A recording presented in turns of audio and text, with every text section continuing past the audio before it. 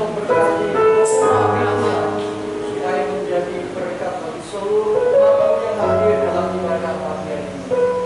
Kami juga berdoa semua sarana yang kami gunakan, Tuhan kuduskan, Tuhan berkati, Tuhan urapi supaya semuanya boleh menunjang bagi semua ibadah yang mulia. Demikian juga umat yang dalam perjalanan mereka, Tuhan menyertai, Tuhan memberkati, Tuhan menolong mereka sehingga mereka bisa dalam sukacita dan hadirat Tuhan siap menerima berkat yang Tuhan sediakan dalam ibadah ini. Terima kasih Bapa, kami persembahkan pelayanan kami kepada bersyukurnya dari awal sampai akhirnya di dalam nama Tuhan Yesus Kristus, Tuhan dan Juru Selamat kami berdoa dan kami bersyukur. Amin.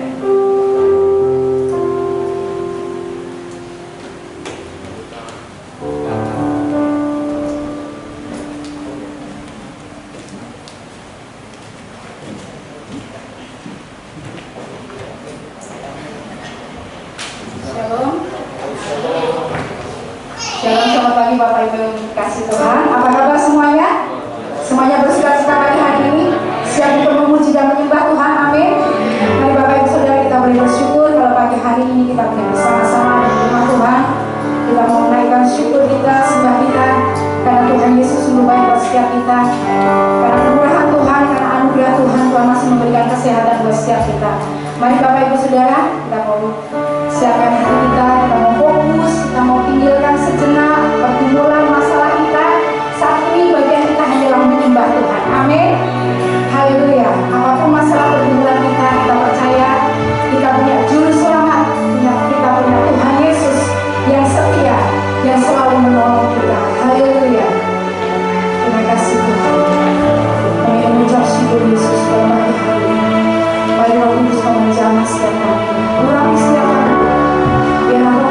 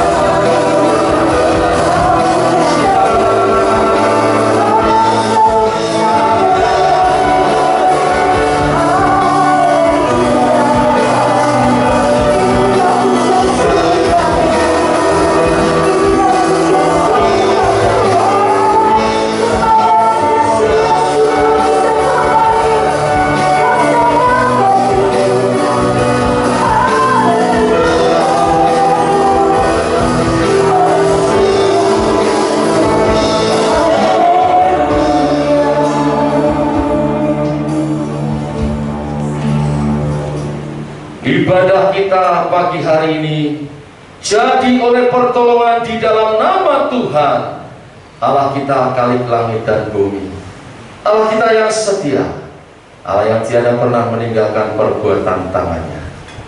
Terimalah salam dari Tuhan, rahmat dari Allah Bapa, kasih sayang dan kasih karunia Tuhan Yesus Kristus. Bapa, kami mengucap syukur untuk hari yang baru, hari ini, hari yang dikuduskan oleh umat-Mu untuk menyatakan bakti kepadamu Tuhan. Dalam ibadah pagi hari ini, terimalah sembah syukur bakti umat-Mu melalui ibadah ini Tuhan.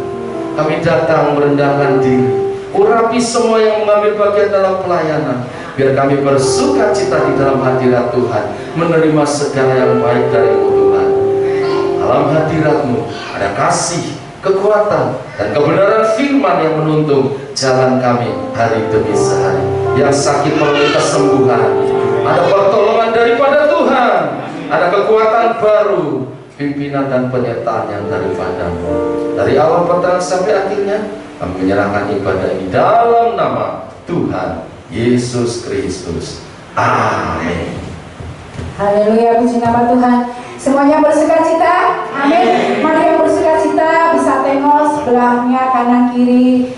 Lambaikan tangan. Haleluya. Tuhan Yesus baik. Beri salam. Haleluya. Mari Bapak Ibu Saudara, kita mau bersukacita pagi hari ini karena kita tahu Tuhan Yesus sungguh sangat baik buat setiap kita. Amin. Mazmur 118 ayat 6 mengatakan, Tuhan di pihakku, aku tak akan takut. Apakah yang akan dilakukan manusia terhadap aku?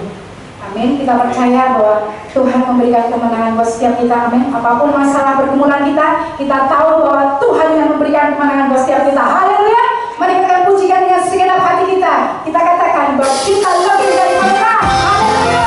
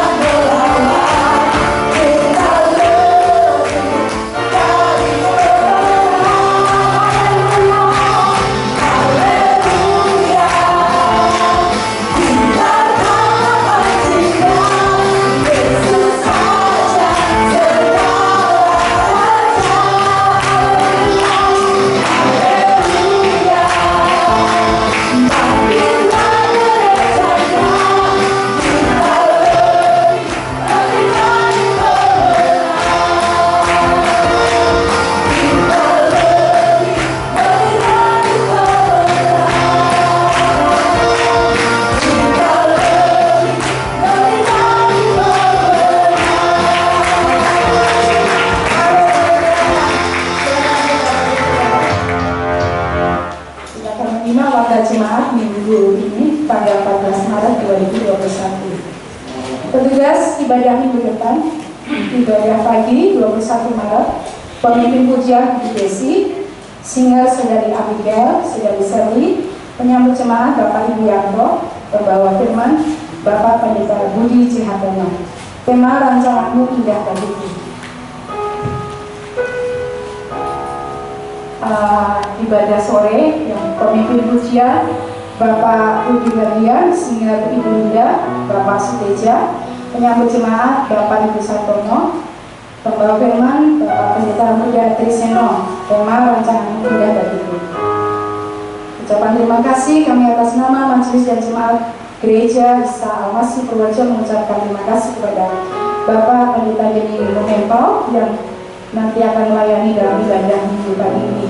Tuhan Yesus memberkati.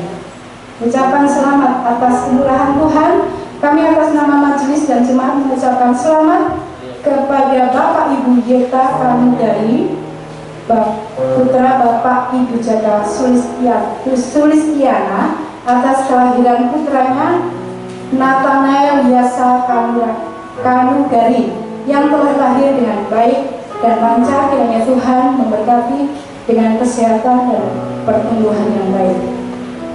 Happy birthday, segenap majelis dan jemaat mengucapkan selamat ulang tahun kepada Saudara Josie Juan Marcelino 10 Maret, Saudari Clarissa Evelyn 13 Maret, Ibu Nina Maria Ningsih 14 Maret, Bapak Willy Surya Wijaya 14 Maret.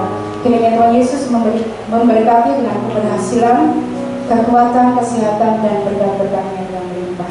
Amin. Mari Bapak Ibu Saudara, kita menyiapkan hati kita mendengarkan kebenaran firman Tuhan.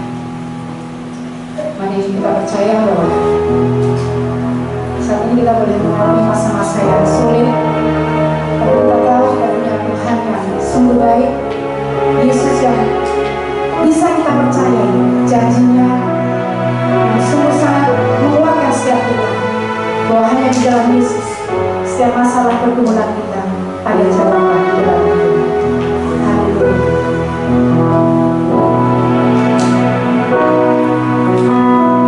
Meskipun aku mengerti apa yang ku alami, namun ku yakin Tuhan punya rencana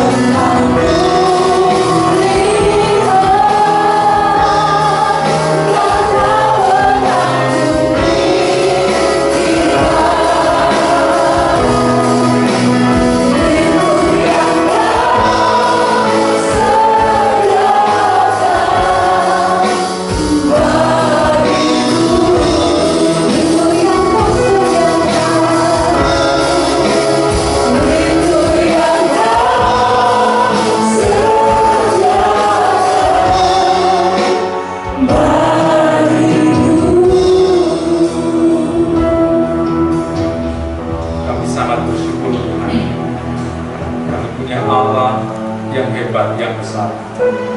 Dan Allah itu selalu ada beserta dengan kami. Sehingga segala sesuatu yang tidak mungkin menjadi mungkin bagi kami orang-orang yang percaya kepada-Mu. Pujian pengagungan telah kami naikkan. Akan mendengarkan firman-Mu, berfirman-Lah bagi kami semua.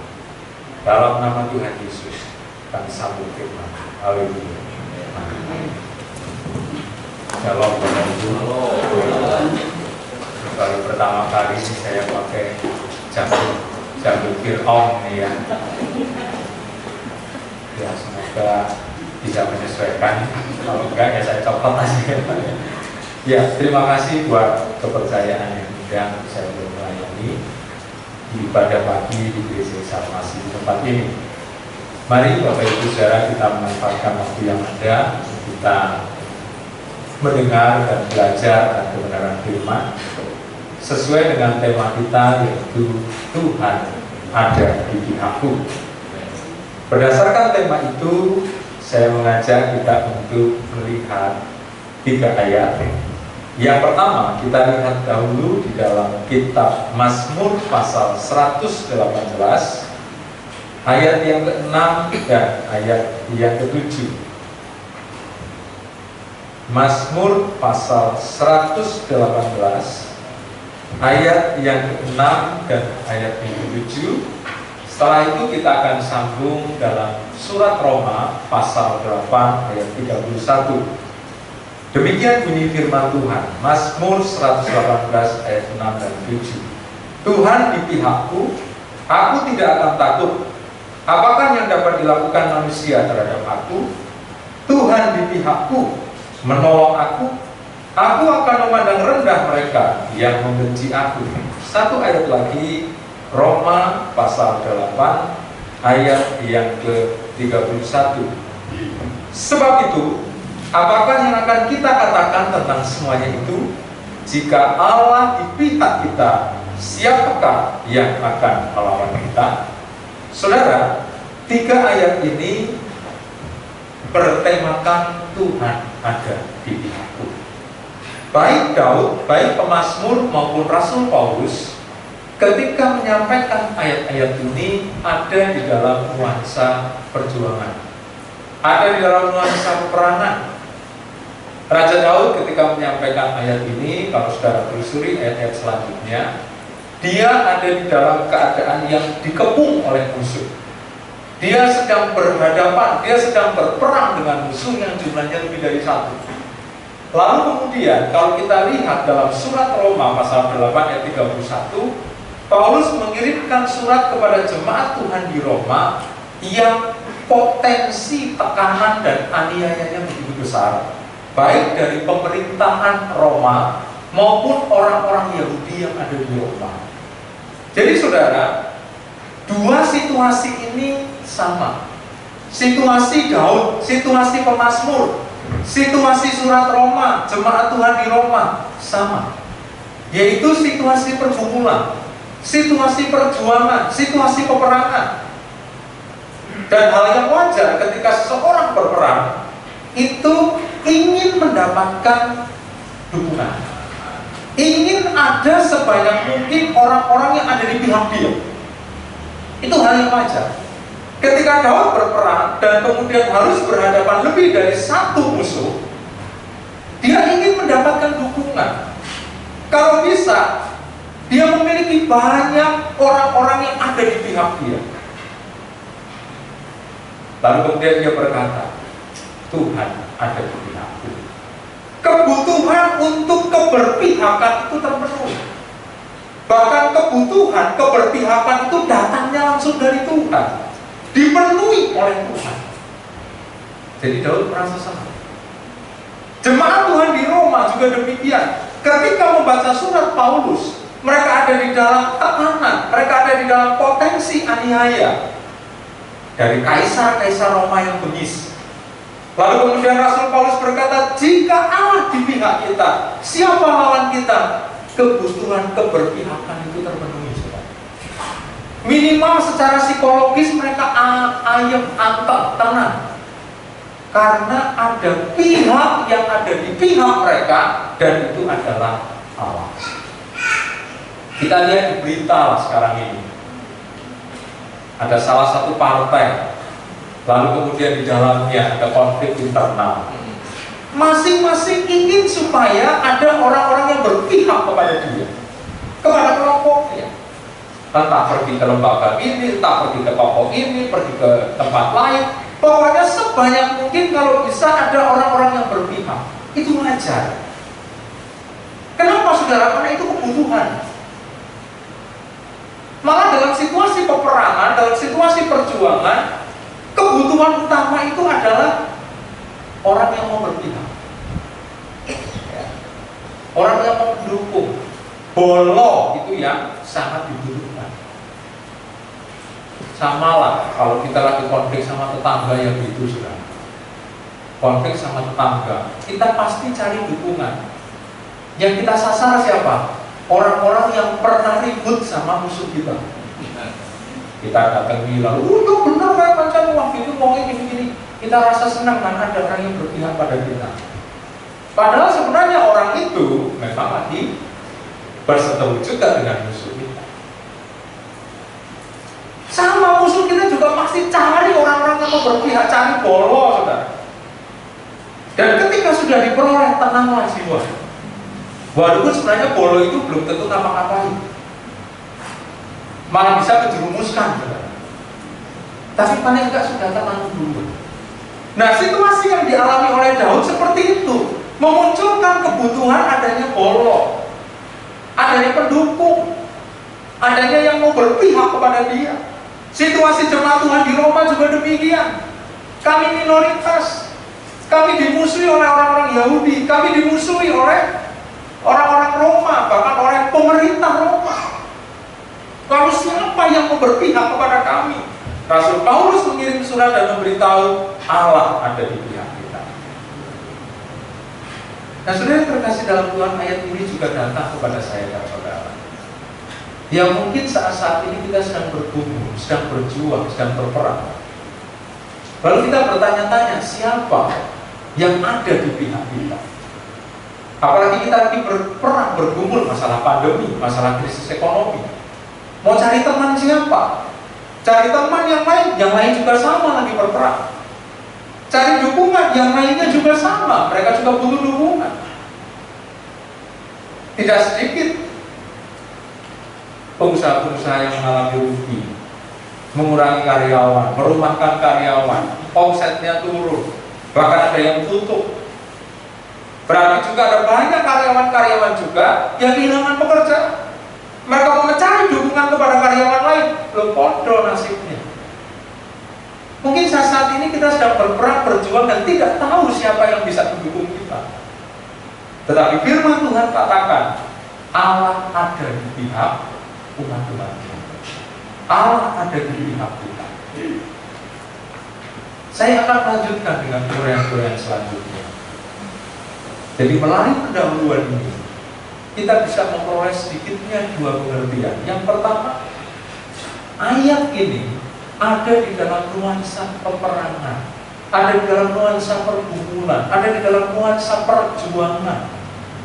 Dan ayat ini memberitahu bahwa kebutuhan manusia ternyata adalah keberpihakan. Kebutuhan manusia adalah adanya orang lain, adanya pribadi lain yang mau menjadi pendukung kita. Maka dari itu manusia bukan makhluk individu, tetapi manusia adalah makhluk sosial. Dia membutuhkan dukungan. Tetapi di saat pihak yang lain juga nggak bisa mendukung kita, hanya Allah saja yang bisa kita andalkan. Kita tahu cerita Daniel dan kawan-kawan. Mereka membutuhkan orang-orang yang mendukung mereka, tetapi tidak ada yang bisa mendukung. Dan ketika Allah ada di pihak mereka, ancaman dapur api maupun gua singa bisa teratasi. Jadi saudara, mungkin saat ini kita butuh pendukung, kita butuh bolo, tetapi mungkin saat ini juga tidak ada yang bisa mendukung kita. Sehingga ayat firman Tuhan memberitahu, dan menenangkan jiwa kita bahwa ternyata Allah ada di pihak kita. Berikutnya saudara, dari ayat-ayat ini saya akan menyampaikan beberapa hal. Yang pertama adalah baik Daud maupun Rasul Paulus ternyata memiliki keyakinan yang kuat bahwa Allah ada di pihaknya. Saya katakan tadi, ayat ini datang menenteramkan Daud, menenteramkan Paulus dan jemaat Tuhan di Roma, menenteramkan saya dan saudara. Tetapi ketika keyakinan terhadap ayat ini pudar atau tidak utuh keyakinan itu, atau kita masih ragu atau kita kurang yakin, maka khasiat dari ayat ini tidak akan tercapai. Pada waktu itu saudara, Daud berkata bahwa Tuhan ada di pihakku. Tuhan belum ngapa-ngapain, Tuhan ada di pihakku. Cukup ada di pihak dia sudah merasa tenang. Jadi keyakinan ini penting saudara. Kenapa Daud memiliki keyakinan? Karena memang dia yang mendapatkan pernyataan langsung dari Tuhan. Tuhan mengungkapkan dirinya, Tuhan mewahyukan dirinya kepada Daud, juga kepada Paulus, bahwa aku ada di pihakmu. Dengan pernyataan diri Allah itu timbullah keyakinan, lalu kemudian dia mengucapkan kata-kata ini. Saya dan saudara tidak seperti Daud dan tidak seperti Paulus.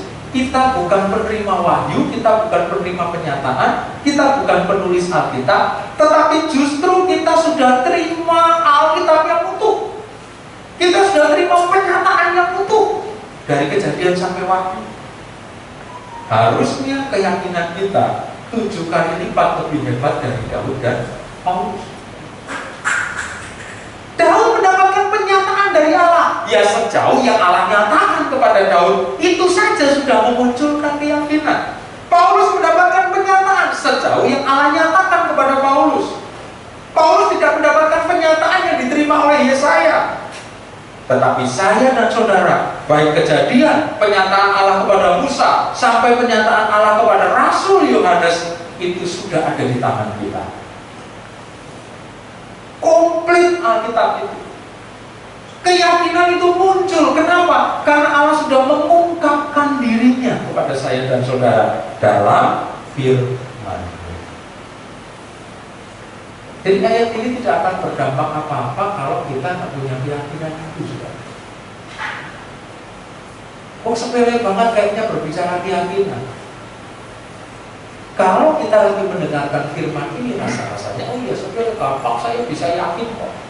Tapi dalam prakteknya belum tentu. Dalam prakteknya belum tentu. Kenapa ada banyak orang-orang yang melenceng dari kebenaran firman karena faktor keyakinan? Dia lagi ada dalam pergumulan, lagi ada dalam perjuangan. Dia menggunakan segala macam cara supaya dia bisa menang dengan perjuangan itu. Dia bisa sokok, dia bisa suap, dia bisa beli pendukung, dia bisa beli kebenaran di pengadilan. Sama sekali lupa kepada Allah yang ada di pihak dia. Jadi keyakinan ini harus ada karena Allah sudah menyatakan dirinya dalam firman-Nya bahwa aku ada di pihakmu. Daud yang terima pernyataan itu, oh puji Tuhan, saya yakin musuh saya boleh banyak. Bahkan ada ayat-ayat di kitab lain di Mazmur, ada 1.000, ada 10.000, semua akan terbang. Karena keyakinannya begitu kuat, saudara. Dan Daud adalah raja yang perang tanpa kalah, selalu menang karena keyakinannya begitu kuat. Demikian juga dengan Paulus. Allah ada di pihak kita. Siapa lawan kita? Allah belum berbuat apa-apa. Allah ada di pihak kita saja, itu sudah lebih dari cukup. Mungkin saya pernah memberikan ilustrasi, tapi dalam topik khotbah lain. Saya pernah tahun 2007, 2008 saya punya mini cab tahun 550 cc tahun 83. Mini cab ya, cuma 2 silinder, saudara, kursinya cuma 2. Saya pakai untuk pelayanan.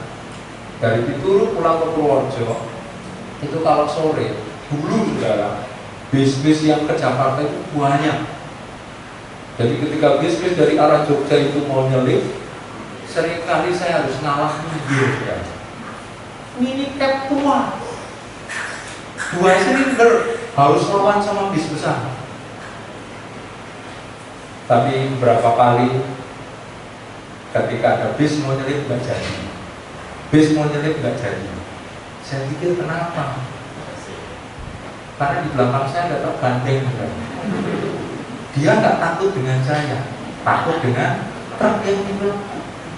Berapa kali saya harus keluar dari aspal dan bikin jengkel.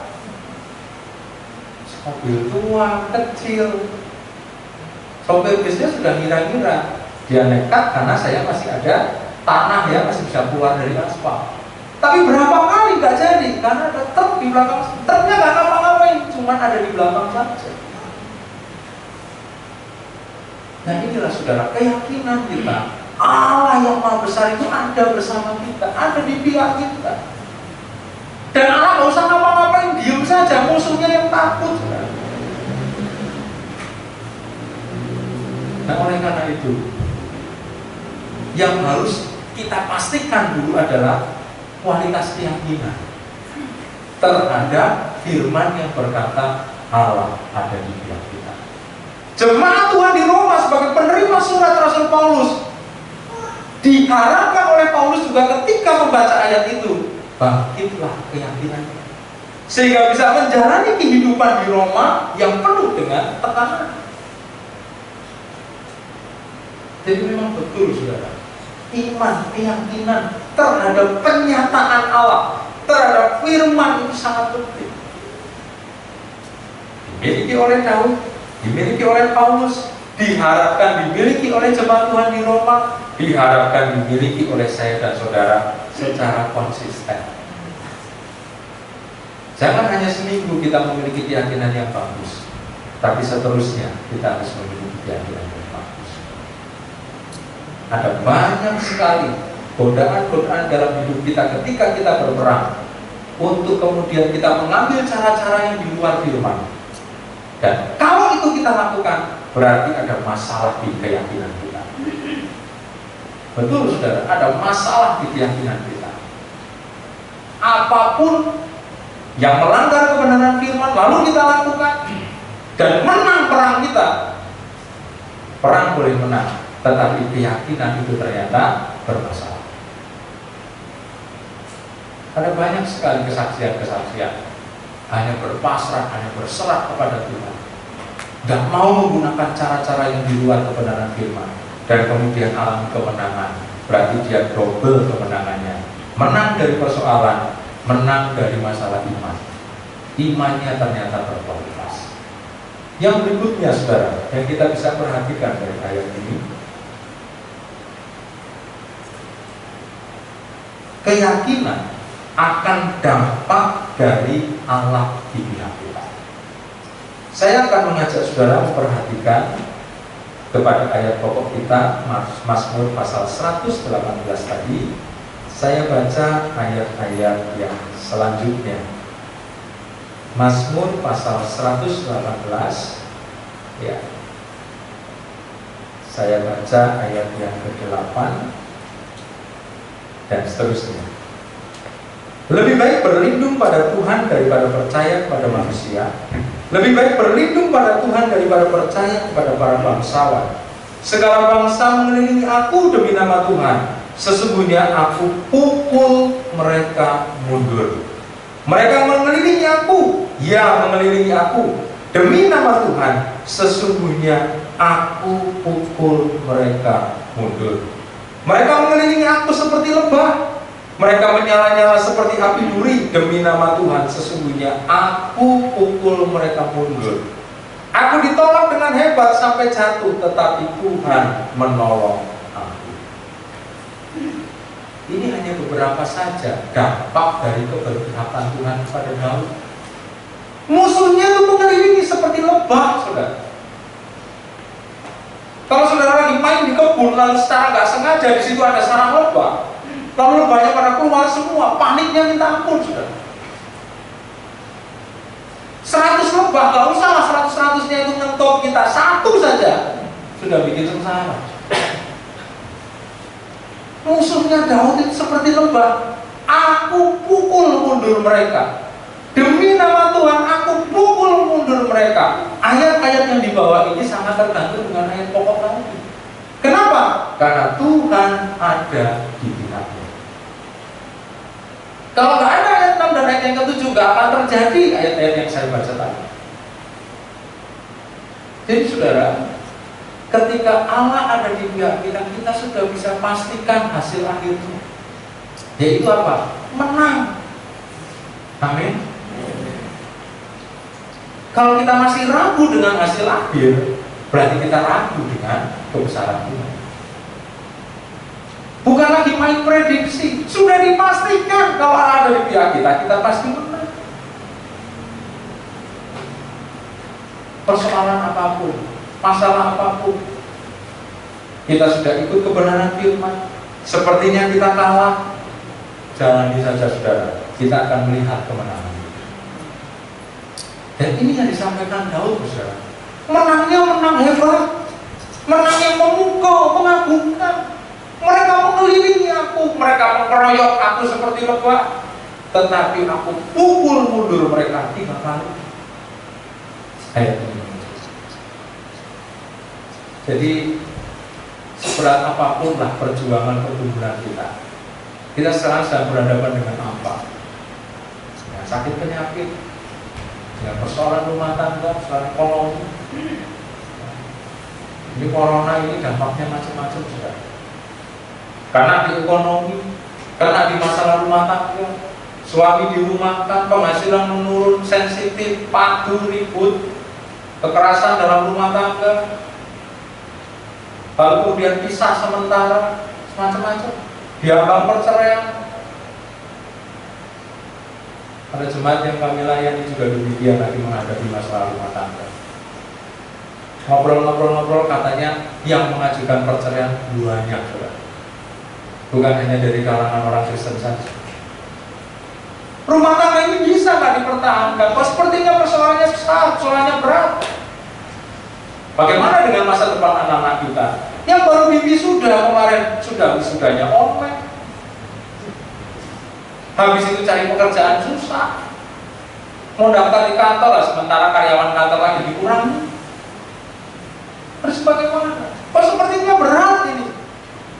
Dan gak tahu pandemi ini selesainya kapan. Sudah ada vaksin, ada lagi mutasi-mutasi virus B117, B berapa lagi. Nah kalau B2 kita buka masker semua. Mau sampai kapan ini selesai? Vaksinnya katanya cuma 9 bulan, nanti harus divaksin lagi. Seperti apa masa depan ini? Ini nuansanya perang memang, saudara. Tetapi kalau Allah ada di pihak kita, hasil akhir sudah bisa dipastikan. Ada lagi yang berkata, sulit Pak, ini berat banget ini. Ini karena hukuman Tuhan. Apapun upaya kita akan selalu gagal karena pandemi ini bentuk hukuman Tuhan. Justru kalau kita mau berupaya, berarti kita lagi melawan kehendak Tuhan. Oh, salah. Betul lah pandemi itu hukuman Tuhan. Tetapi untuk umatnya, Tuhan memberi petunjuk supaya bisa menang dari pandemi. Karena Allah ada di pihak kita, sementara Allah sendiri yang sedang menghukum dunia misalnya dengan pandemi. Karena penyakit campak dalam Alkitab itu mayoritas konotasinya hukuman. Taruhlah Allah memberikan hukuman dalam bentuk pandemi, tetapi kepada umatnya dia selalu memberi solusi. Allah menghukum dunia dengan air bah, tetapi ada 8 orang yang diberi solusi dan kemudian selamat. Allah menghukum Mesir dengan tunah yang ke-10.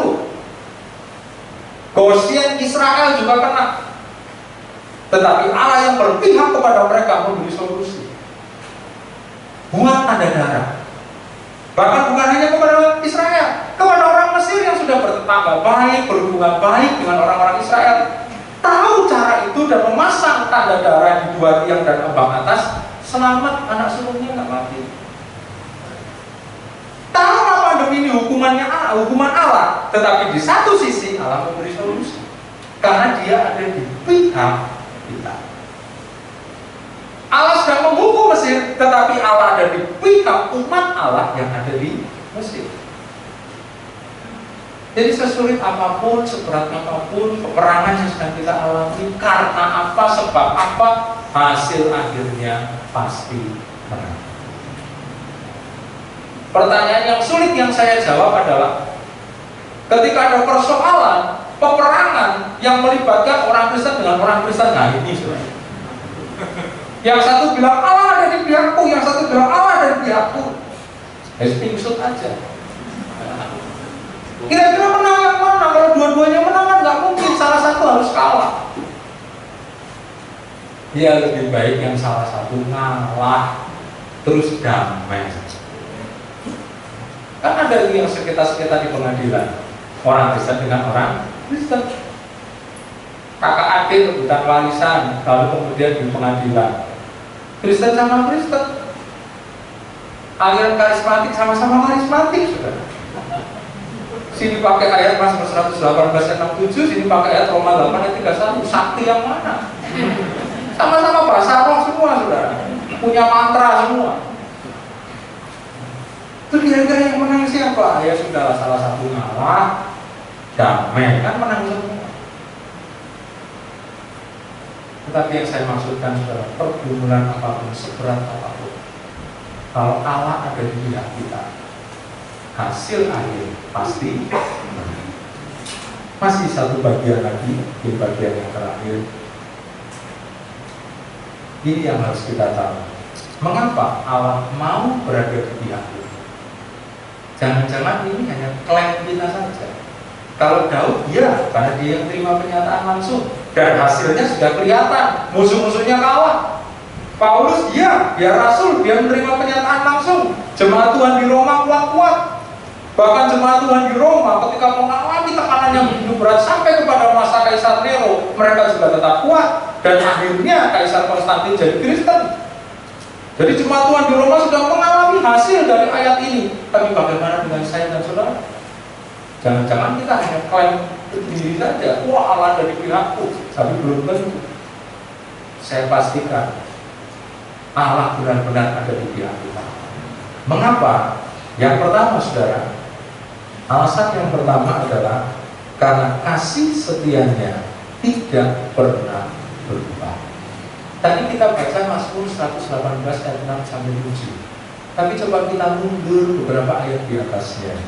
Mazmur 118 saya baca ayat 1. Bersyukurlah kepada Tuhan sebab Dia baik, bahwasanya untuk selama-lamanya kasih setianya. Biarlah Israel berkata bahwasanya untuk selama-lamanya kasih setianya. Biarlah kaum Harun berkata bahwasanya untuk selama-lamanya kasih setianya. Biarlah orang yang takut akan Tuhan berkata bahwasanya untuk selama-lamanya kasih setianya. Diulang 4 kali. Baru ayat 5, 6, 7 itu tadi ayat pokok kita. Allah ada di pihak kita. Kenapa? Karena kasih setianya itu tidak pernah berubah, tidak pernah habis, tidak pernah berhenti. Biarlah Israel berkata, biarlah orang yang takut akan Tuhan berkata, biarlah umatnya berkata, Dia baik, bahwasanya untuk selamanya kasih setianya. Saya bangga sebagai hamba Tuhan, saya bangga sebagai anak Tuhan, karena saya punya Tuhan yang keseluruhannya itu kasih, saudara. Keseluruhannya itu kasih. Tidak pernah Dia tidak mengasihi kita. Bahkan umatnya yang nggak benar sekalipun, orang-orang Israel yang nggak benar ditegur Tuhan, itu pun tegurannya dengan kasih. Itu pun maksudnya adalah supaya mereka bertobat dan berbalik. Jadi apapun yang dikatakan, apapun yang dipikirkan, apapun yang dilakukan Tuhan, semuanya adalah kasih. Karena kasihnya yang begitu besar dan tidak pernah berubah itu, Dia memutuskan untuk ada di pihak kita. Kita gerejanya, kita umat ketebusannya. Kita sudah dibeli dengan darahnya yang mahal, yang adalah wujud kasihnya yang terbesar. Maka nggak mungkin kita disia-siakan. Jadi saya berani pastikan Allah benar-benar ada di pihak kita, karena kasihnya begitu besar kepada kita dan tidak berubah sampai selamanya. Kasih yang berubah itu kayak apa sih? Itu dunianya kita sudah. Kalau kasih yang berubah kita tanya kepada Allah, Allah nggak bisa jawab karena dia nggak pernah bisa berubah kasih. Oh berarti Allah nggak maha kuasa? Bukan itu yang saya maksudkan. Kalau kita tanya Tuhan kasih yang berubah itu seperti apa? Tuhan nggak bisa jawab bukan karena dia nggak bisa jawab, karena memang keberadaannya nggak pernah bisa berubah dalam hal kasih. Kalau kasih yang berubah itu tanyanya sama manusia. Cinta berubah itu tanyanya sama manusia. Baru pacaran, waduh, mau hujan, mau apa, bahkan yang pacaran zaman corona nggak dianggap corona itu. Banyak corona saja dia berani. Dan begitu menikah coba setahun, 2 tahun, 3 tahun masih oke, lewat tahun ketiga kasih berubah, cinta berubah, kelihatan. Dulu caranya gandeng diproteksi betul-betul. Sekarang ya tinggal saudara. Gandeng laku. Kalau mau tanya kasih yang berubah, tanyanya sama manusia. Tapi kalau kasih yang tidak berubah, tanyanya kepada Allah. Bahwasanya untuk selama-lamanya kasih setia. Nanti benar-benar dia ada di pihak kita. Ketika saya membaca Mazmur 118, waduh ini Daud itu lakukan juga. Sama dengan Roma pasal 31, kalau saudara membaca ayat di atasnya. Roh Kudus membantu umatnya berdoa, itu wujud keberpihakan Allah. Allah bekerja dalam segala sesuatu untuk mendatangkan kebaikan, ayat yang ke-28. Lalu kemudian ayat 29 dan 30, kita ini adalah orang yang ditentukan, orang yang dipilih, kita dimuliakan. Lalu ayat 31, dia ada di pihak kita. Lalu ayat 32, dia yang adalah Yesus Kristus, dia mau menjadi pembela kita. Sampai kemudian ayat 37, kita lebih dari pemenang, karena Allah ada di pihak kita. Runut banget, sistematis banget itu Paulus. Sama juga dengan Daud.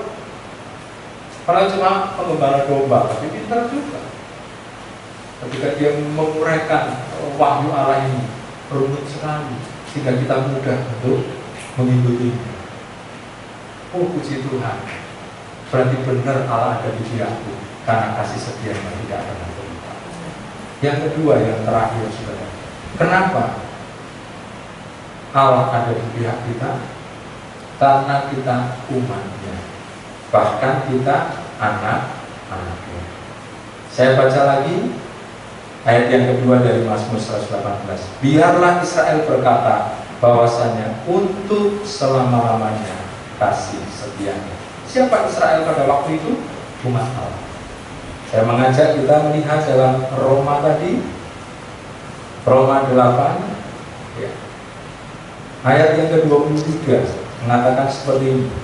Dan bukan hanya mereka saja, tetapi kita yang telah menerima karunia sulung Roh, kita juga mengeluh dalam hati kita sambil menantikan pengangkatan sebagai anak, yaitu pembebasan tubuh kita.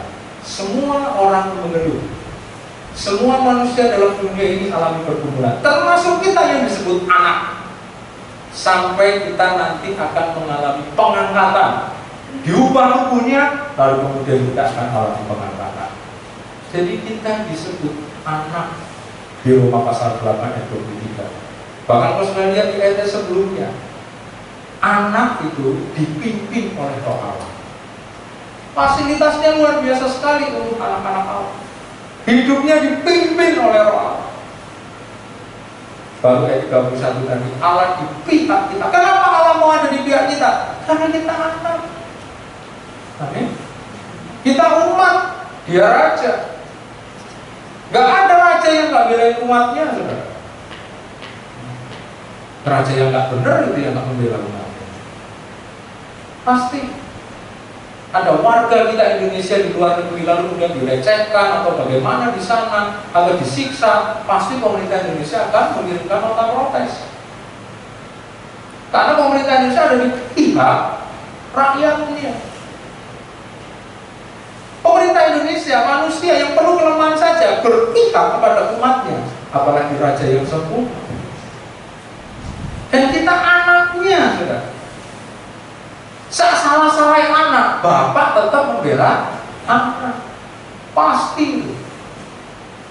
Karena belanya babi buta, nggak tahu anaknya ini seperti apa, pokoknya dibela. Itu manusia yang penuh dengan kelemahan. Naluri membela anaknya itu tinggi sekali, apalagi bapak. Berarti kesimpulannya, benar Allah ada di pihak kita. Jangan ragu lagi, Allah ada di pihak kita. Daud dan Paulus yang menerima penyataan terbatas, mereka yakin banget. Apalagi saya dan saudara yang sudah ketemu kita Kejadian sampai Wahyu. Dan di situ ketika kita baca, perhatian Allah kepada umatnya, kepada anaknya sangat besar. Dan setelah kita tahu alasan-alasannya, terima kasih Tuhan, kasih setia tidak pernah berubah. Terima kasih Tuhan, sampai hari ini saya disebut umatmu, saya disebut anakmu. Saya punya kewargaan surga, kata Paulus. Dan Raja surga pasti membela kita semua. Tetap kuat dalam iman, tetap bangga sebagai pengikut Kristus, muliakan Dia, hadapi pergumulan apapun, yakinlah hasil akhir pasti menang. Kita datang kepada Dia.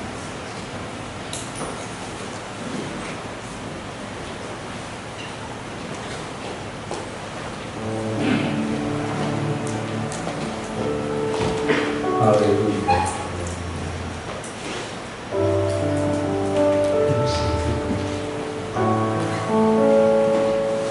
Ku percaya Kau Tuhan yang tak pernah gagal, menjadikanku lebih dari pemenang.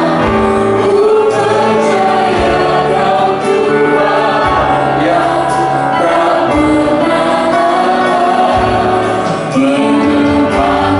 janji-janji. Kita sama-sama berdiri terus, kita nyanyikan.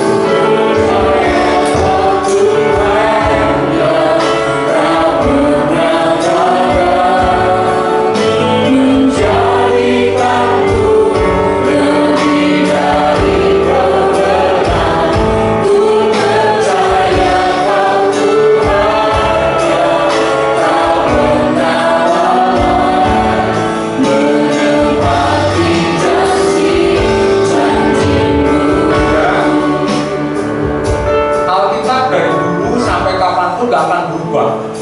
Kata-katanya, kalimatnya, semuanya gak akan pernah berubah. Gak ada revisi, gak ada koreksi. Yang sering berubah adalah keyakinan kita. Kita baca berkali-kali, kita dengar berkali-kali. Tidak hanya di gereja, sekarang ada media sosial, YouTube dan lain sebagainya.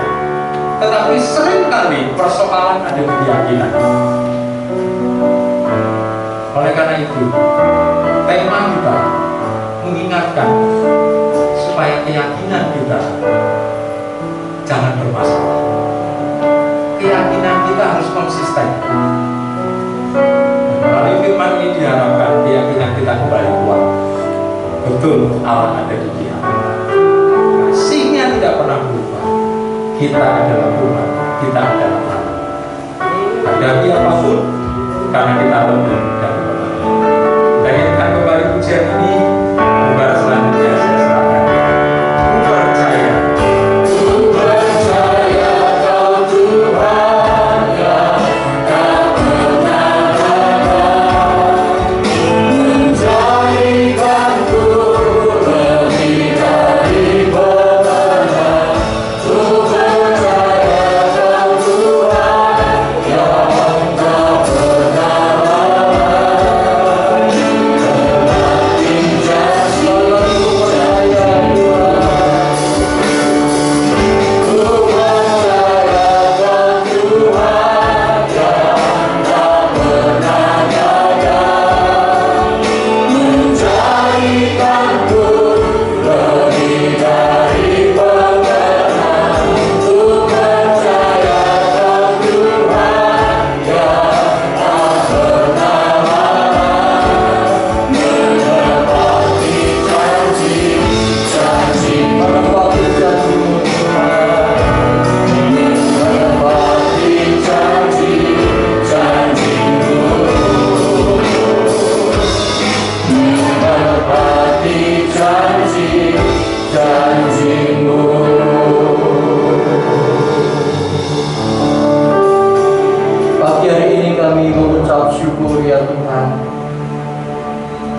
tengah situasi kondisi yang selalu berubah dan semakin menakutkan, kembali Kau mengingatkan kami, menegaskan siapa dirimu atas kami, bahwa Engkau adalah Allah yang berpihak kepada kami, bukan karena kami baik, bukan karena kami sempurna, tetapi karena Engkau mengasihi kami dan Engkau menjadikan kami anak-anak-Mu.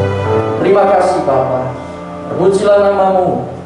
Kesempatan yang indah ini Tuhan, kami juga berdoa untuk kekasih-kekasih kami yang sedang mengikuti katekisasi bautisan air yang akan dilaksanakan pada bulan April depan Tuhan.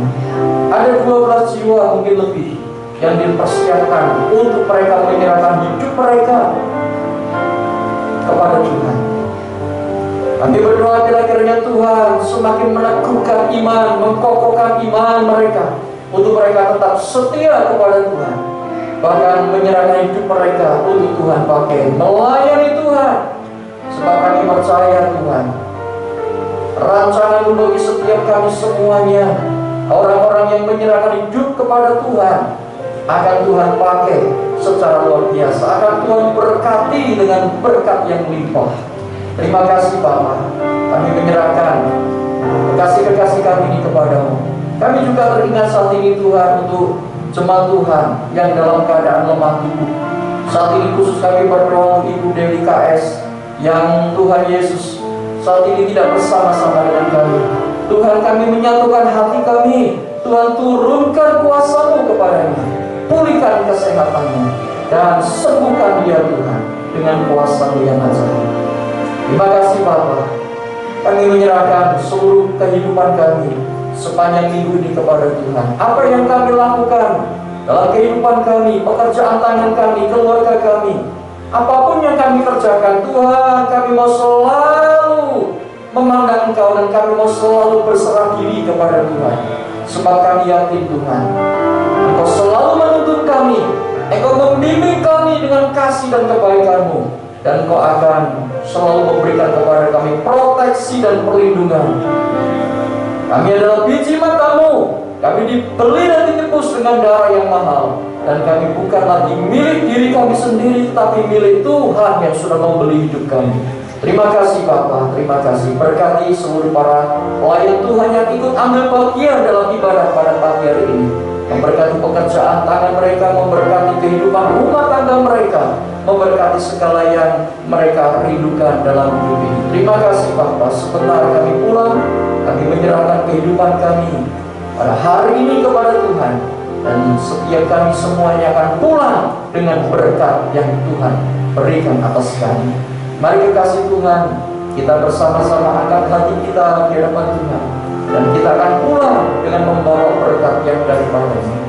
Kiranya anugerah yang berlimpah daripada kasih sayang dan penyertaan Tuhan Yesus Kristus, beserta dengan persekutuan tuntunan Roh-Nya yang kudus, akan selalu bersama dengan kita. Berkat Tuhan akan tercurah atas kita pagi ini sampai selama-lamanya, sampai Tuhan Yesus datang kembali yang kedua kalinya. Immanuel, Tuhan menyertai kita. Amin.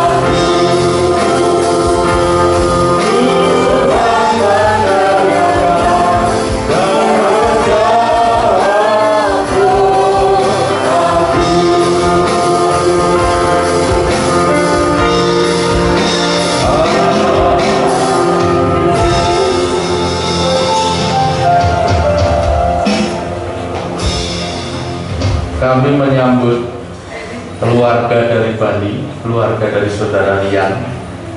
Ya, kalau nggak salah kemarin lamaran ya. Ya, selamat, Tuhan memberkati. Maaf tadi lupa perkenalkan. Bisa pakai berdiri sebentar. Ini keluarga dari Rian dari Bali, calonnya PP. Selamat datang, Tuhan memberkati.